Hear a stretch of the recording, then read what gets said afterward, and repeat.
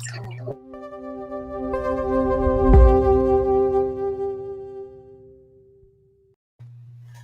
evening, everyone. Welcome. We are live. My name is Niki Lopez of Niki Lopez Creative, and you're watching The Circle, where every Tuesday, 8:30 to 9 p.m. Eastern Standard Time, I'm talking to artists, activists, social entrepreneurs, people doing great things in the world today.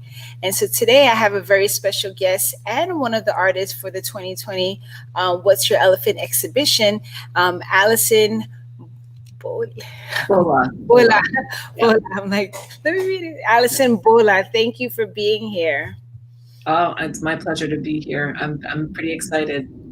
Yes, absolutely. I'm glad to have you on here. So Allison is an artist and an educator, and I know you cover a lot of art, so I'm really excited to talk with you today and meet you.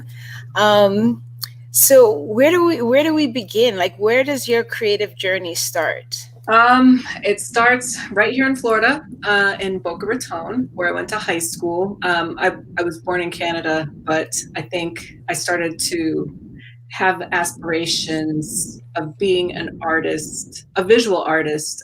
When I was in high school, I read a lot of fashion magazines. I watched a lot of MTV, and anybody who remembers what those things were like in the early 90s to the mid 90s knows that they, there are things that you look back on it and you can be a little critical of some of the image making, but in terms of experimentation and storytelling, I think that video format, those were just beautiful little movie capsules. Mm-hmm. And a lot of the photographs that were taken in fashion magazines, they didn't do great by Black people.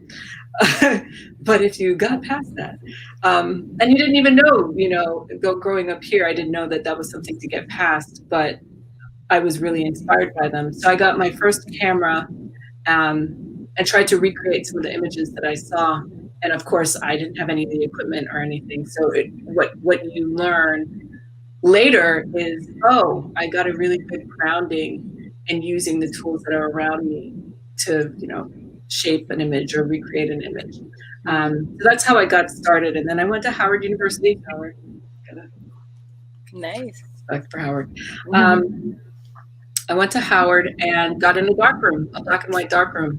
And it was a love at first sight. They showed me once how to develop the film and how to process the images. I was done. Hours could go by. Nobody had to tell me to go do my prints. I took maybe 2 photography classes. While I was there, I studied literature, the books.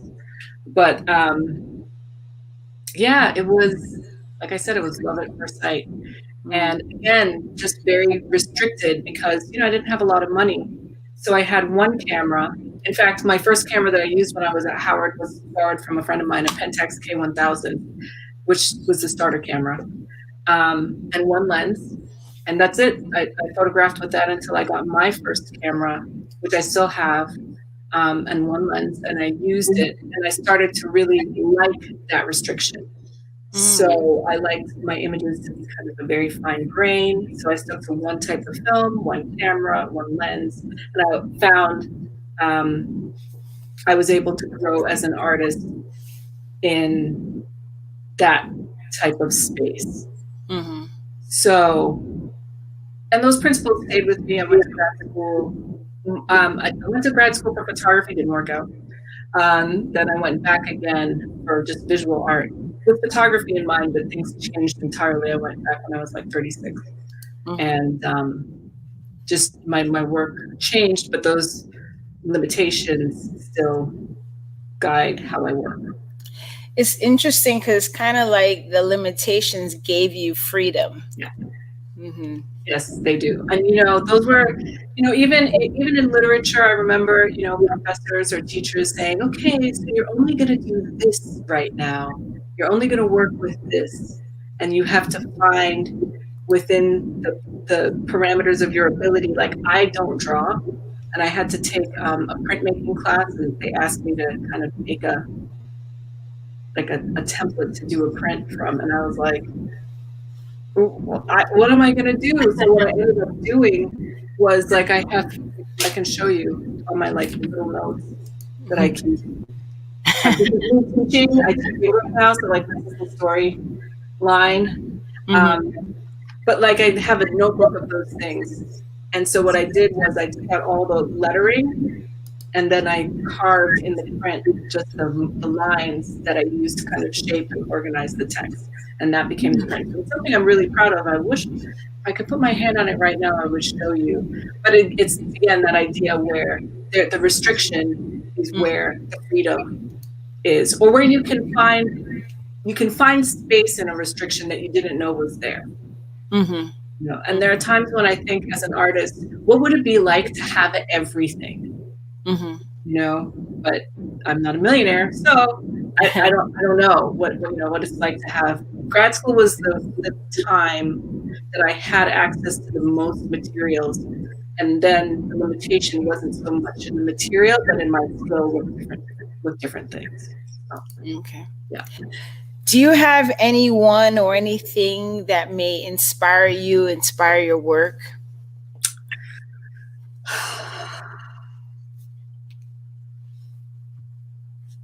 Well,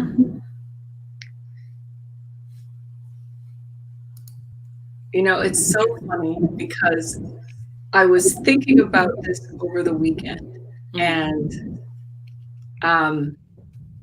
you know, we're at politically a really fraught time, and for whatever reason, I went and dug out a Toni Morrison speech from 1975, the one where she talks about the real work, the real purpose of racism is to take you away from your work, right? Is to interrupt you and get you to focus on all these other things. And this weekend, that just stuck with me.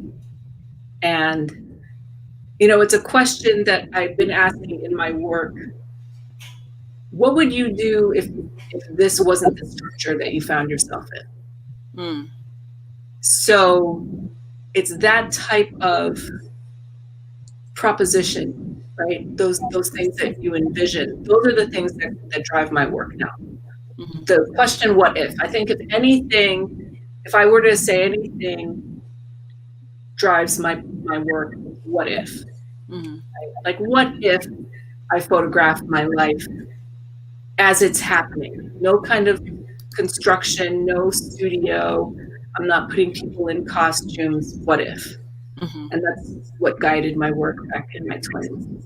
And then when I got to grad school, it was very white. I went to MCAD in Minnesota, and the school is, you know, Howard is a great school, but I teach in public schools. And when I got to MCAD, I was like, how can this be a learning environment? They have absolutely everything in the Walker down the street and the Minneapolis Institute of Arts on the same campus as the college. I mean, absolute access to everything. And I didn't have one Black peer in my graduate program. So I really took that as time to come to terms through my artwork with who am I making my work for? You know what I mean? Like, I'm here with you guys, and the people I'm from, they're like, not here. They're not here. And the Black people in this city are not coming to this art event. So I really took that time to kind of work with, well, if I am a community-based person and I do claim my role in this community, how do I make work that's responsible to that and is also going back to the Toni Morrison thing, like, what exists without a white supremacist structure around it? Like, what would my role as an artist be in a world where we didn't have white supremacy as the thing that's shaping our space? And that's, again, what I did. So for me, it was like, give me all the Black paper, the paper store, you know, and then who are the people whose voices resonate with me, and how would this play for somebody like me if they happen to come across it. Okay, great. And then what spaces are we really in? So I do a lot of work with libraries, because I think in terms of community institutions, they're the closest to, and they have racist history too, right? Yeah. I didn't know this until I started doing research in my work, that there would be like a black library and a white library. I didn't know that.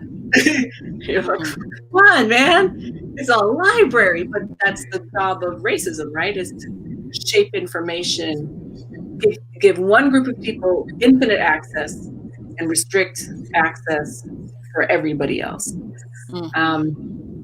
So yeah, that's kind of how that phrase, it just resonates with me, that idea of, well, what would you do if this wasn't around? Who would you be? And I spent a lot of time in graduate school kind of reflecting on that, thinking about that through my work. And I'm really happy with what I came out with. Came up with a foundation for making work that still sees the ties to community, regardless of the structure that we're in, I heard like Ta-Nehisi Coates and that guy, I can't remember, I quoted him because Toure, that guy. This is me on YouTube, right? Well, whatever. You want to be very careful what you say about people, but he said that he capitalizes the B for Black because we are a people. And both of them run with this idea of Black people, especially in the United States, but throughout the diaspora, of being a people. And one of the things that I think I would add as a twist to that is not that we're a people as a result of history, right? As an accident of history, but as a consequence of history. We share a history with each other, and I think it's more than just our shared history in this place and the shared things that have been put upon us, but there are values that connect us back to our communities in Africa, whether you're conscious of it or not. Those things have come with us at one generation after the next generation after the next generation. We really do have those things. And so I make work with that in mind, that this is not unrooted. The things that I think about, the way that I am in the world is I am connected. So awesome. Yeah, that's fine.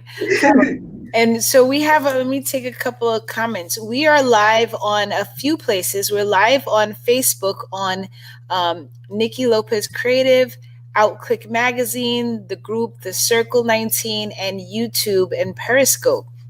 So we do have Deborah Kerr, who's also an artist and one of the faithful listeners. Thank you. She's listening from Asheville, North Carolina, saying congratulations. And Sylvia, who's also a regular, saying hello, Nikki, and yes, absolutely. So we have a couple of, let's see. So we have your website.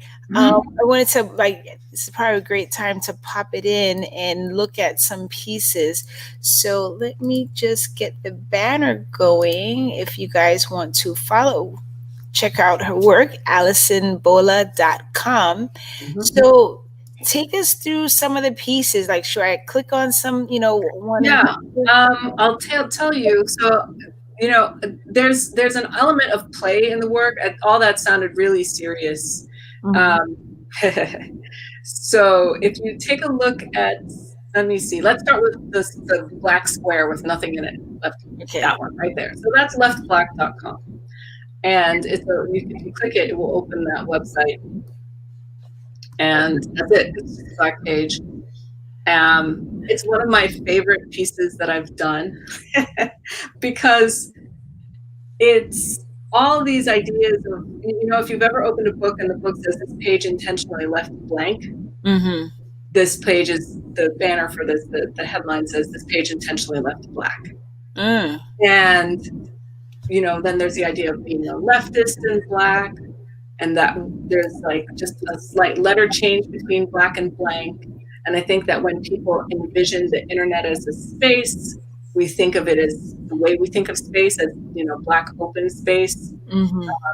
But what you actually have to do is code the page to render the black, because websites don't render black automatically. They render white automatically. But I think if everybody thinks about how they envision the internet, like before anything is on it, we Mm-hmm. we create it in our minds as being this black space rather than a white space. Mm. So that's, and it's just there. I registered the domain name. I did the little code, and it's very simple code. It's the most basic HTML.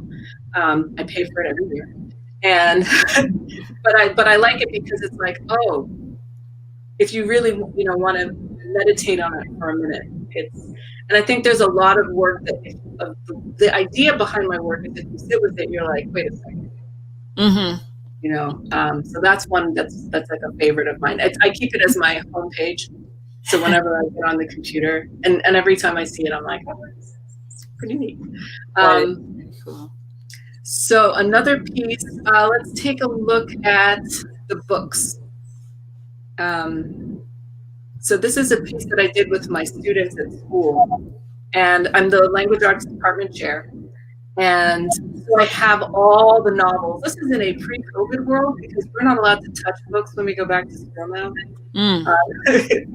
Right? It's insane. Now I have to figure out how the kids are going to read novels. Like, how am I going to get you to read a novel on your device? And then they all have to read like different novels.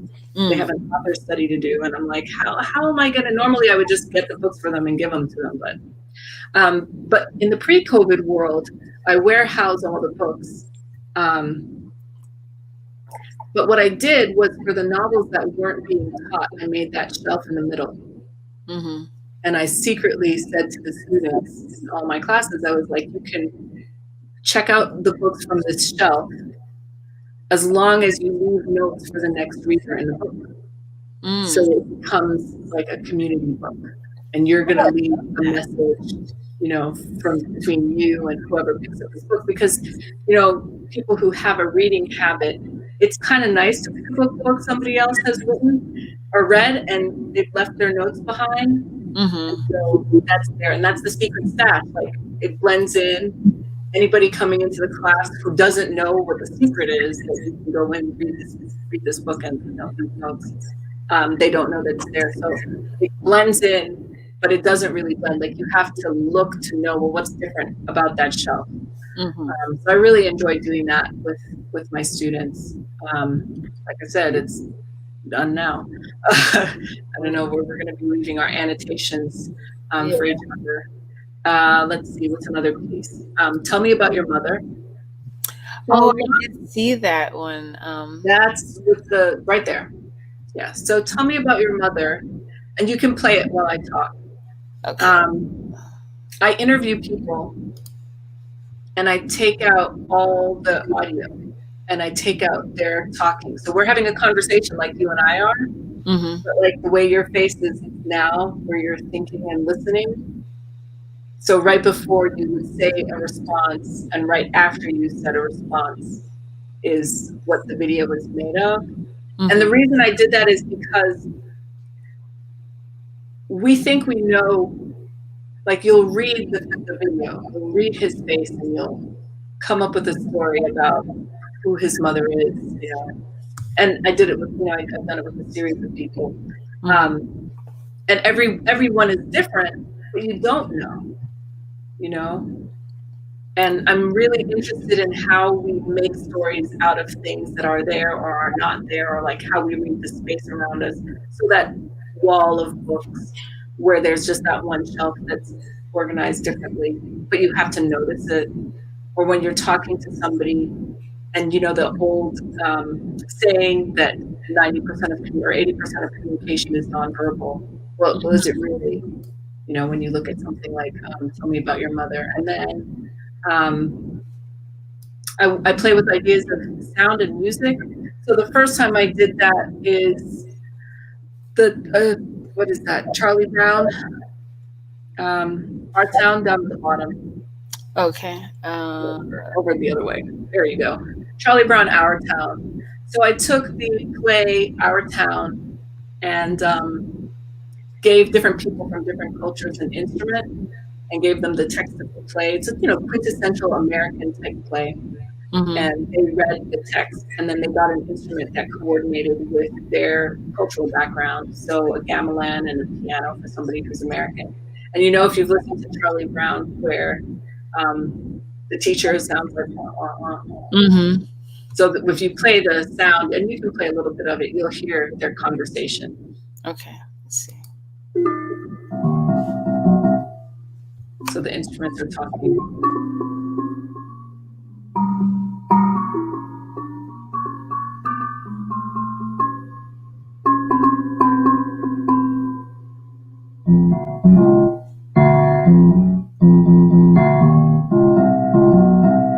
How I worked with a sound producer to make it. So when you and I are talking, we're making notes. Mm-hmm. So you can code those notes to an instrument without the words. So it goes up and down. So ideally, somebody would be able to read the script and hear the piano, speaking the words of the play. And I'm interested in how now computers are programmed. Mm-hmm. And what our relationship to that is. So if you go back to the home page, I think the two pieces that have the most to do with that, and the piece that I made for What's Your Elephant, is take a look at the end. It says words with friends at the top, where the word survey is. Yes, right there. Words with friends. So every time I have to teach my computer a new word, I log it in a very basic system. Mm-hmm. And it's because computer programmers are not linguists. Mm-hmm. They're not users of language the way that a writer uses language. And we don't really think when we're using Google about the limitation of the software because of the limitation of the programmer. Mm-hmm. So if I think of my computer as something that has to meet my needs as a user of language, then and there's pages of it. I have to teach my computer transphobic today because I had a conversation with my sister about J.K. Rowling, and I wrote back to my sister, Rowling is a transphobic mess, and it underlined it, and I was like, oh, I'm going to have to teach my computer that. And that just shows you how limited the scope of knowing the programmers have. And I'm really actually very concerned about that. When you say that, I don't know if you've read about this at all. What comes to mind, I found this article about, everybody's using the AI, the artificial intelligence. And the problem with that is the limitations of the humans that are creating these things. Yep. So you have everyone relying on AI, but if the people who are programming having these racist, yes, exactly. mentality, so if you're hiring, based on an AI and the AI looks at your company and says you only hire middle-aged white men, that's all you're going to keep getting. And so we're relying so much on technology, but technology has our flaws because we created it. That's right. So, look at like themselves. For a person who's using they, them pronouns, themselves is plural, so it doesn't have the dynamism. And I honestly don't think that AI can have the dynamism of a human being because of those limitations. How many like desanctified falafel? I had to teach my computer falafel, for crying out loud. Negro. I thought I made up that word. No, everybody at Howard uses that one too. You just slide in there. Yeah. But there's a word that rememory that I had to teach it, and these are things that are deeply important to like Black feminist thought, and I had to teach it hidey hole for when Bin Laden was in his hidey hole, hijinks, just all kinds of things that you're like, this is basic stuff. And it's not really, I don't restrict myself and say, oh, well, if I have to teach it in Google, but I don't have, or in, Safari, but I don't have to teach it here. If I have to teach the computer the word anywhere, then I had to teach it Afrofuturism. I had to teach it freaking Antigone. Maybe it's better. Maybe their system is better now, but I still have to teach it transphobic. So. And the other thing about it is, like, I have to check and make sure that my spellings are, standard. So I push myself, but I come up against the limitation of using Google as your only reference, of using these machines as your only tool. And now in the pandemic, they really are only tool. So you can go there and figure out what words I've had to teach the computer. And then the next thing is, they're trying to get us back to teaching in the classroom. And if you take a look at the first square, that project is Ulily. And it started with, again, this process of looking at text and pulling information out of it. So I looked at the end user license agreements, the EULA, that you have when you get an iPhone or a computer, and I wanted to look at the way that those documents shape the relationship between the corporation and the end user, and then I said, well, these things are so vital: computers, iPhones, these websites that we use, they're so vital to our lives. But then what other documents are vital contracts that tell us about how we exist in this space, the Bill of Rights, and other things that kind of Audre Lorde's The Master's Tools speech, where we can never dismantle the master's house. I mean, that's a very important idea. How are you going to take the thing down with the thing that built it? Is that what it's designed for? So with the first EULA I looked at was, I believe it's the one for the iPhone, and I looked at all the things that we do, all those we statements that the document had, and all the you statements. So if you click the play, you'll hear what the computer says we do, that's the corporation, and what you do, the end user.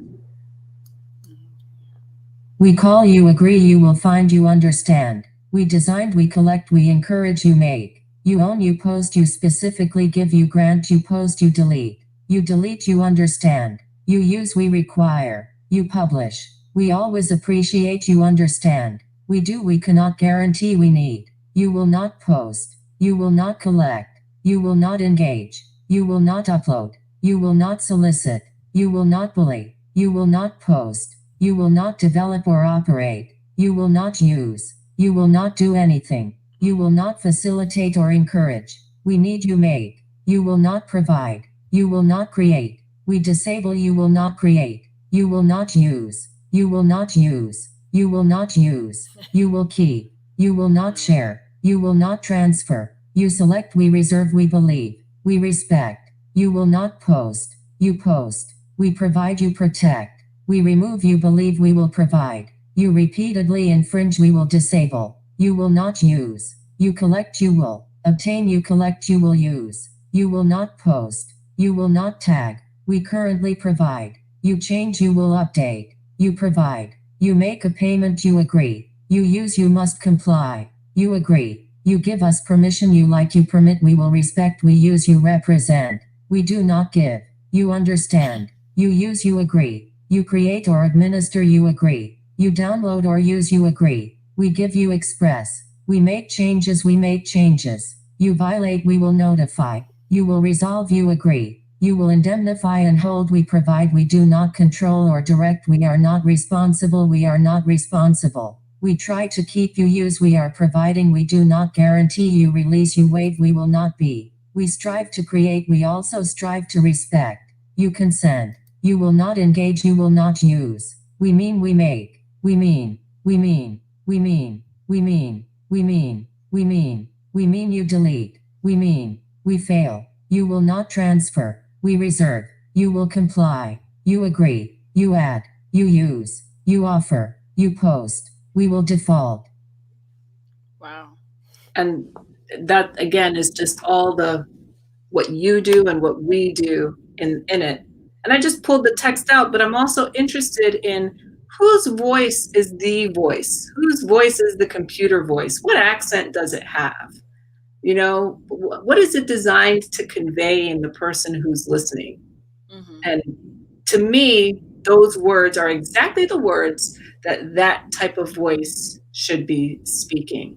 And that carried over into the work that I did for What's Your Elephant? I went and looked at editorials that people had submitted to newspapers around the country, voicing their opinion about, you know, the reopening of schools in the COVID crisis. And then I took the Sun Sentinel report from August 19th, which was the day that we went back to school, but virtually in Broward County, and interspersed the data, just the facts about the progress of the virus with the different voices. And in that case, I gave the editorials a male voice and all the statistics a female voice, because there's a way that we understand male voices and female voices, especially when we're interpreting information like that.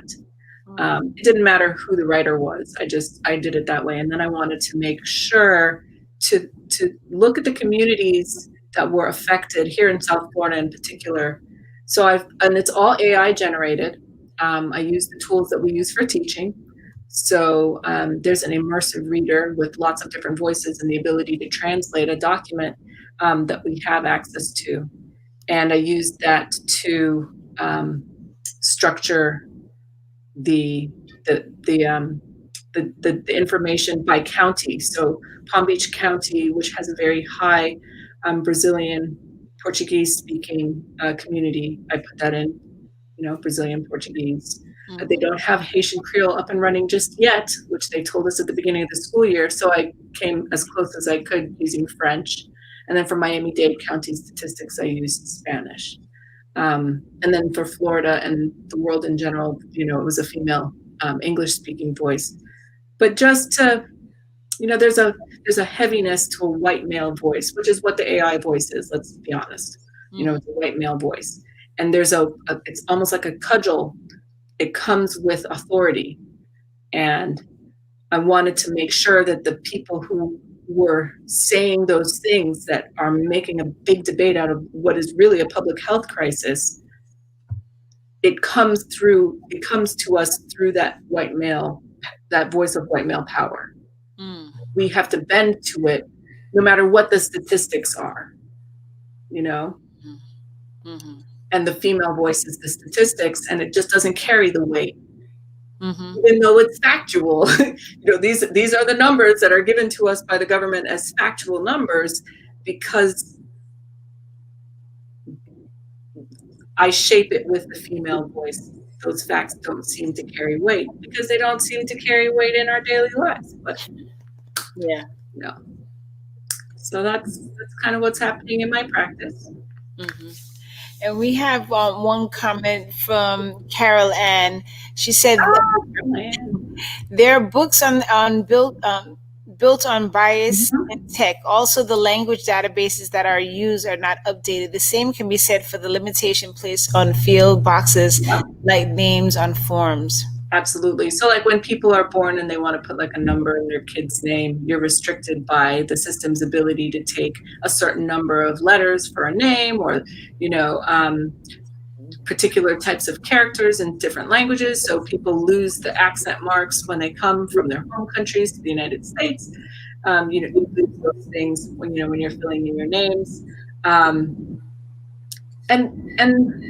there's a fluidity to the way that we use language that is just not replicated. But I think because people aren't literate in that way, like we default to the authority of the machine.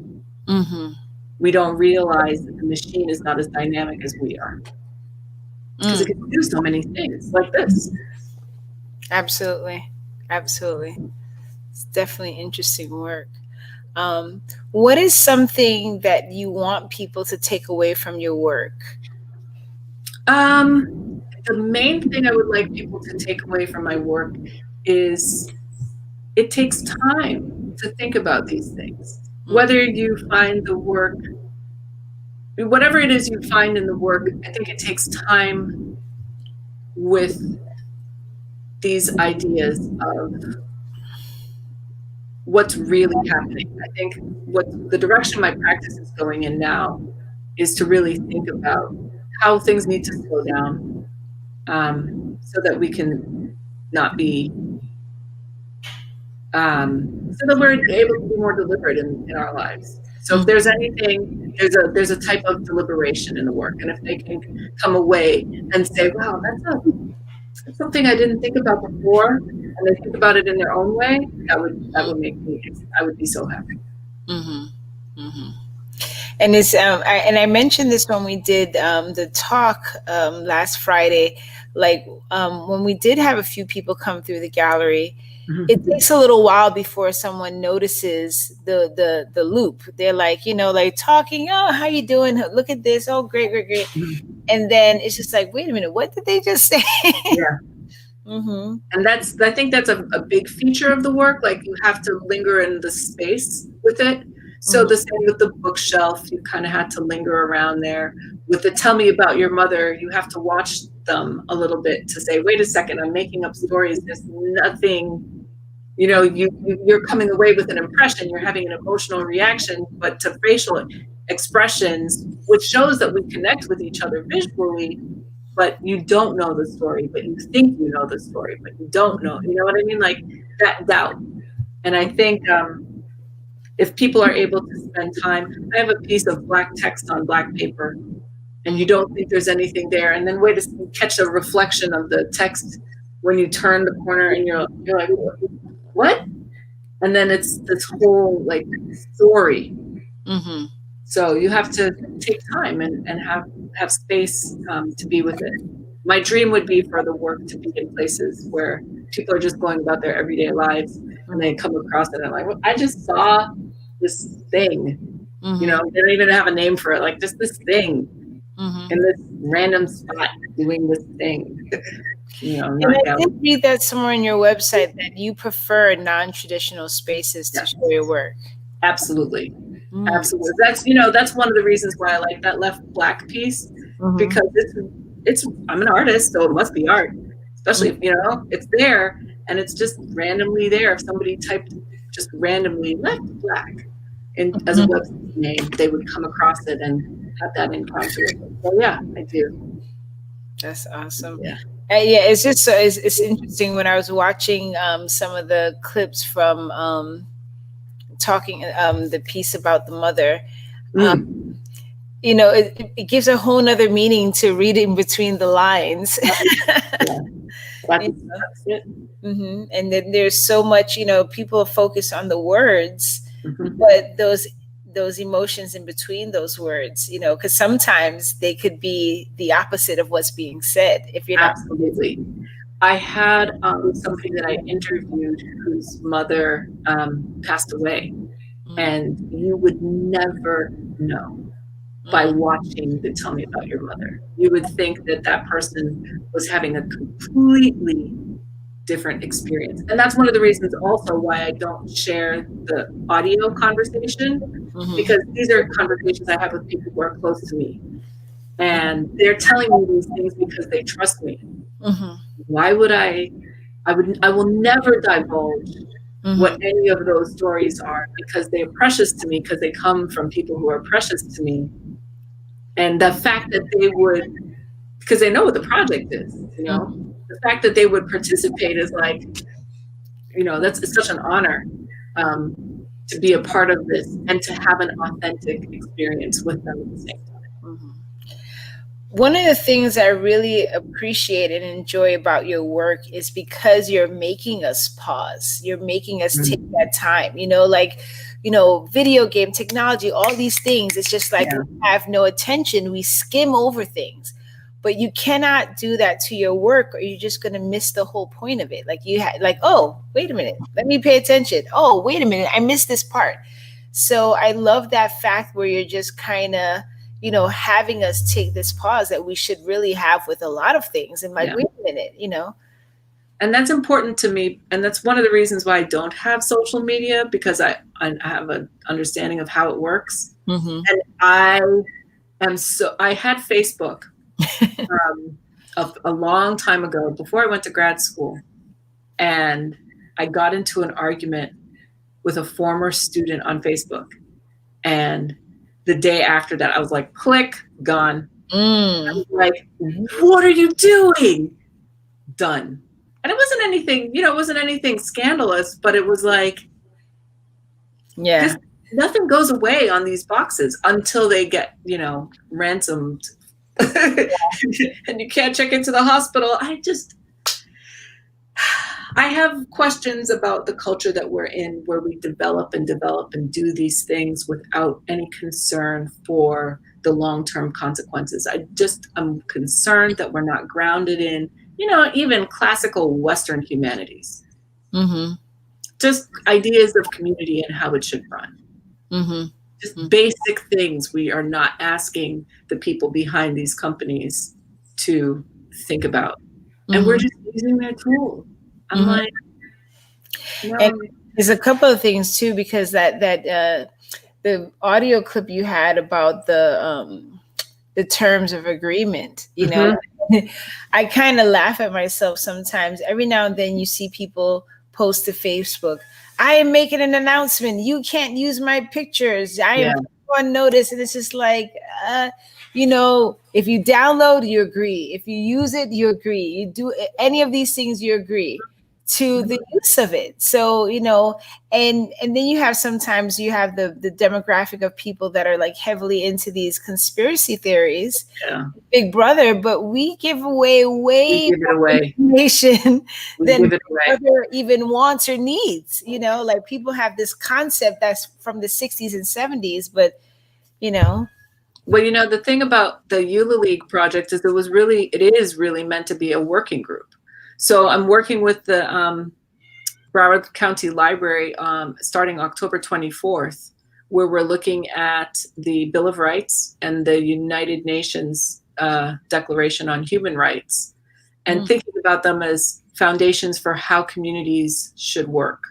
And Eula League was really to carve out space in a place where people could sit down and look at these things that are legitimately shaping your everyday life, starting with your phone and these, Facebook and the Gmail end user.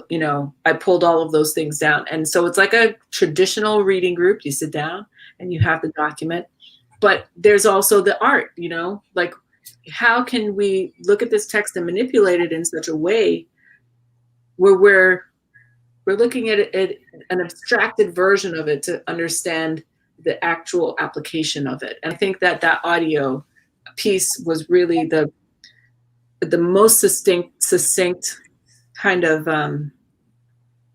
statement about what Eula League could be. Because we sat down and we highlighted things and we're like, do you know that you cannot use your Apple OS system to operate a nuclear machine? And it actually says that, in the document. It says cannot be used to operate nuclear weapon systems. I was like, and they were like, you've got to put that part in. Everything else makes perfect sense. And I'm like, who just randomly has a nuclear weapons thing that they're going to put on their MacBook Pro? I mean, but it's terrifying because that's how, and the poor TikTok people. I'm too old for TikTok. I know it exists. Yeah. My son's on it. I dabbled in it because I saw he's there, so I'm just like, no, we on there together. Yes, and I think that's something that's very responsible for. If I think about what my two students are doing online, they are living parallel lives, but they're not parallel like this. They're parallel like this. The kid I see in class is nothing like the kid who is online. And I don't think I wonder if parents know that. Mm-hmm. Yeah. Or if parents want to know that. Like, maybe it's one of those things where like, I'm just not going to even think about it. You know, you just put it away. This is the kid I know. Yeah. It's wild, wild country. Yeah, yeah. I have an 11-year-old, so I'm like, you don't sign up for anything. If you do, I need the password, I need this, you not have nothing, so and I check every now and then, but it is. And I think it's interesting you say some parents don't want to know because then there's a responsibility. Yep. I tell my students, I was like, I don't want to know. They're like, Miss, do you have? Nope. And I don't have social media. It's not like I have a hidden something that you can find. There's nothing there. You can. No, I was like, wait a minute. Let me just be sure. You have no social media. Search high and low. No. So. That's awesome. Yeah. I think a lot of people say, this is an interesting thing for people who are listening. A lot of people say, well, how do you have an art practice without having social media? It's a big risk, and so I do try to maintain good relationships with people who, like you, allow me to share my work, because that's how my work moves through the community. I feel sometimes maybe I'm not being responsible by not promoting other people's projects, but it's a risk I have to take because, I got addicted to Mortal Kombat back in college, and I suspect that Twitter is just like that, and that the limitation on tweets and retweets, and, this summer, I had with Estuary, which is an organization that I sometimes run with Taina Darraville here in South Florida, during the George Floyd protests. I was very active on the social media for that. And I had to stop because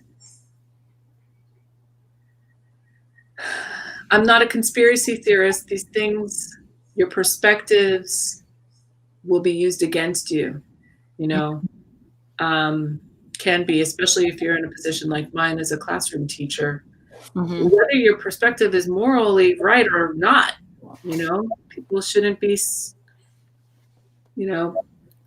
murdered in that way. People shouldn't be murdered at all at the hands of law enforcement. Law enforcement has the tools to do their job without killing people, and they choose to kill people. That shouldn't be controversial. Yeah. And it is. And so this is going to be on YouTube. And, a parent might go and say, Ms. Bolah doesn't support law enforcement. I didn't say that at all. Yeah. Said law enforcement has the tools to do their job without killing people. Bottom line. They do it with white people all the time. Yeah. But then when you look up the history of why the department was created in the first place, it's like trolls job. When we talk about the right to privacy, when we talk about the Bill of Rights, because I'm an American literature teacher and I have to teach the Bill of Rights. It's part of the curriculum. So I can teach it as a document that was written, a century, 2.5 centuries ago. Right? 1770, 2.5 centuries ago, time. Or I can teach it as something that is alive now, and all the ways that the government has violated its contract with us. So when I teach my students things like COINTELPRO from the 70s, where the CIA is and the FBI, they're keeping files on Black Panthers and the Young Lords. And this is something that within the community, we've known this. But now that there's a Freedom of Information Act request, the documents are out and they have to admit that that's what they did. It's no longer a conspiracy theory. And I have to be legitimate in sharing that type of information with my students. And the way I do that is by staying off social media. Because yes, I have my own personal politics. I do. But what we're really doing is looking at research. And here's a government website. And this is the government admitting that this is a thing that they did, and this is the Bill of Rights that protects your rights as a person in the United States. What do we do with this information? You know, so. Yeah. And we have, let's see, this was from a little bit earlier. Caroline said the authority is built upon older structures and practices. The proliferation of these systems make it harder to update or see, especially when there's no direct entry points for stating or sharing the issues in a way that gets resolved. Yes. And that, I think, is also one of the, like, how do you resolve the issues that we're having with Twitter? There's not enough words. Do you know what I mean? What if they up their word count from 120 to 240? You still can't do anything substantial with that. Yeah. I mean, you can, but what really? I think Caroline brings up a really great point. What can you? Yes, it is a medium. It is useful, but is it useful for the task of reshaping how we live with one another? And I do like to think about that. Old system versus the new, like this old system and the thing that we've built out of it. But then I also like to think about the amount of free time a guy like Thomas Jefferson had to sit down and pull together the legal thinking behind these documents. Like, that guy had time. He did not have TV. You know what I mean? He had people doing things for him. And because he had that time, he was able to make this kind of systematic thing in the Declaration of Independence. So it's a case. Who has the ability, who has the time these days to sit down and think about things in depth like that? Well, we do, by the way. We have that time. But we allow all these other entities, this, you know, to come into our space and take it away. Absolutely. So I'm glad you addressed the social media thing, because I was like, oh, do we talk about it? But it's a good perspective, and it is interesting that it's glad that you're thinking about those things, because you know, like for me, especially, you know, I've been independent. So for me, I rely a lot on social media and I use it as a tool. But, you know, I also like that fresh perspective that you have. Like, no, I'm not on social media. This is my website, you know, so having that central place, but it also pushes you to keep those relationships which, you know, we lack that more and more because we're so used to that. So it's a nice balance of, you know, of why you're doing it, you know. And I think, you know, one of the first things that I cut out when you think about image, so back to like being an artist. When I started off in photography, I loved it. I had my camera with me wherever I went. And I will show you the picture of the photo shoot that changed everything. Literally everything. So I went with my sister and my friends to Rehoboth Beach in Delaware. And I was there. I am not in this picture. And there are a whole set of just, you know, beautiful, see, like this is my obsession. This is how I worked back in the day. Full frame, you know, composition, blah, blah, blah, all of this. It was a fantastic photograph. And I remember looking up right after I snapped this and said to myself, I'm here. There's not going to be any record of me being here. And look at this beautiful thing that's happening, but all I'm doing is thinking about making this image. It's like I was commodifying, and instead of experiencing, and there's nothing wrong with material, but in crystallizing that moment that way, I was depriving myself of being in that moment. I was being in that moment through the camera, great, fine, but your body is like an antenna, you know? And there's something to be said for being present, having that resonance in you without the machine in your hand. And I love my cameras, don't get me wrong. So for 10 years after I did that shoot, I didn't take any pictures. I didn't take anything. Literally 10 years. My family would say, Allison, you're not going to take any? Nope, not doing any family photos. Nope. you know, and it was because I was questioning the role of image. So then the next thing that happened, I remember I was watching TV. I was looking for something to watch on TV, and I noticed that all the newscasters from all the news stations looked exactly the same. They all had the same haircut. They all sounded the same. I was like, whoa. Mm-hmm. So for years, I was like, done with that. What are you feeding me, this particular image of a white woman talking in this way and looking this way? I was like, not that, you know what I mean? It's just like that look. Mm-hmm. It's like, who are these people underneath this? Mm-hmm. Or as Carol Ann says, we live as cyborgs. Yes. Yeah. I was like, whoa, no way, man. Yeah, and relationships are hard. Mm-hmm. You know? Yeah. They're really tricky when you're really in them with people. Yeah. Really tricky. Absolutely. So yeah, that's my relationship with image. It's really that. It's just like, how am I being forced to consume? How am I being made to make something to be consumed? Mm-hmm. How am I being consumed? It's a machine, the system, and I'm a human. Mm-hmm. So, well, what is, you know, just to get back to fundamentals, what's a human? What is our thing? In that speech, Toni Morrison said that we are the moral animal. That's defined. That's what separates us.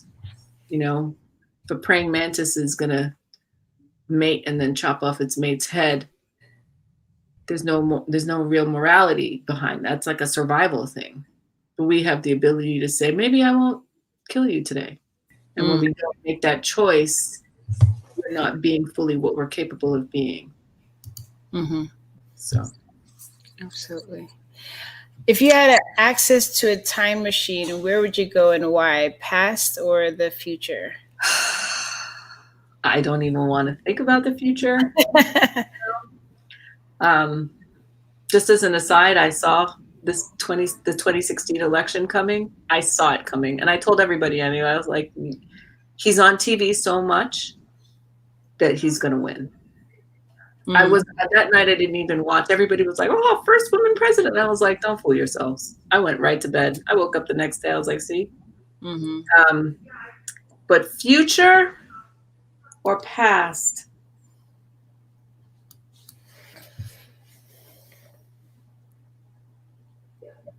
I don't know. I think I have dreams of my past lives. And I do. Or my ancestors or people talk to me. I sound crazy. But I do. And I really cherish them. It's like whenever I'm thinking something whenever I think something that takes away from the fullness of us, they come to me in a dream and they're like, no, here's what you need to know. So I've seen things and I kind of like that experience. So I don't know that I would go to the past. I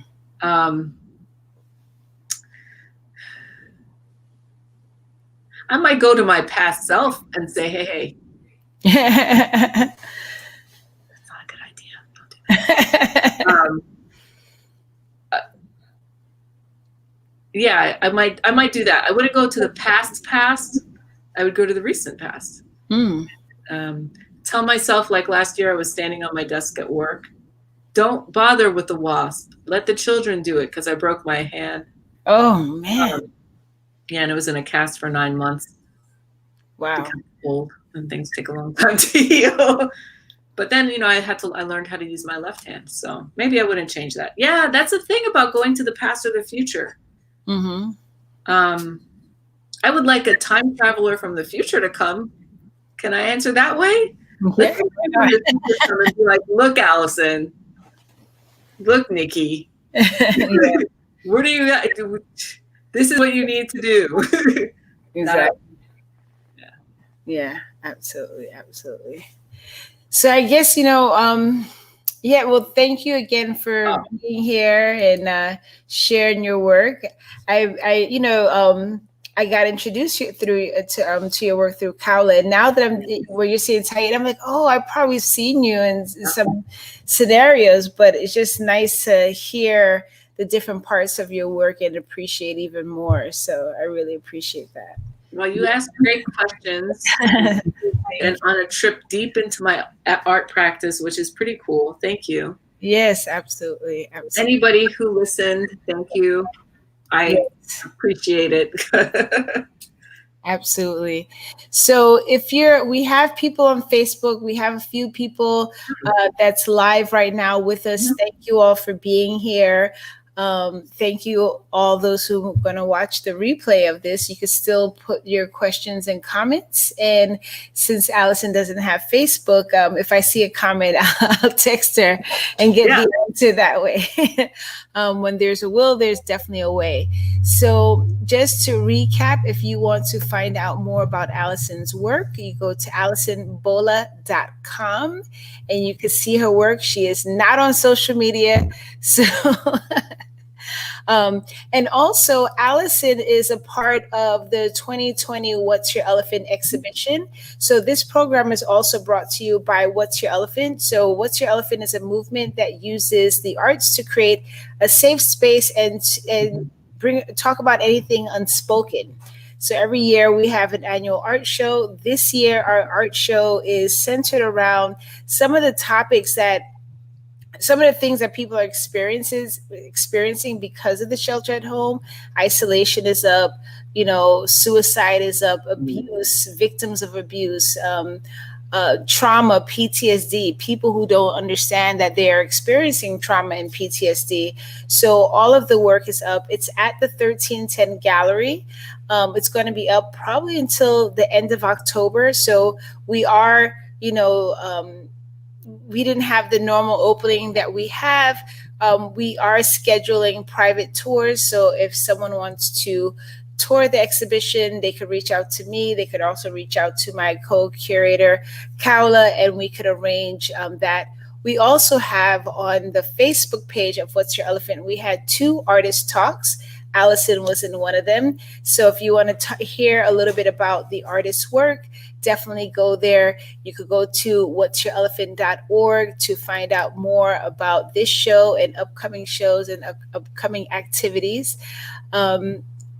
Allison, thanks again so much for being our guest for tonight and sharing your work. My pleasure. My great pleasure. Absolutely. And I will see you all next week. All right. Sayonara. Bye. And I'm going to